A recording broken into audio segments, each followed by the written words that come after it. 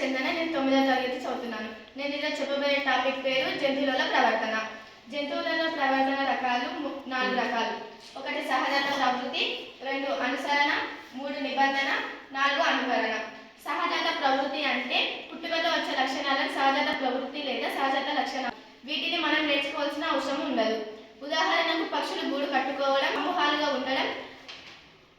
అనుసరణ అంటే బాతులు పుట్టిన కదులుతున్న ఏ వస్తువును చూసినా కూడా తన తల్లిగా పోల్చుకుంటాయి. తన ముందు ఏ వస్తువైనా కదిలితే అదే తన తల్లిగా పోల్చుకుంటాయి. ఈ లక్షణాన్ని అనుసరణ అంటారు. నిబంధన సహజంగా కాకుండా కృత్రిమంగా ఒక ఉద్దీపనకు ప్రతిచర్య చూపే ఒక రకమైన ప్రవర్తనను నిబంధన అంటారు. నిబంధనను చూపడానికి కానీ పౌలవ్ గారు కుక్క ప్రయోగం చేశారు. అనుకరణ ఒక జంతువు యొక్క ప్రవర్తన వేరొక జంతువు ప్రదర్శిస్తే లేదా కాపీ చేస్తే దానిని అనుకరణ అంటారు. ఉదాహరణకు చింపాంజీ మనం ఎలా చేస్తే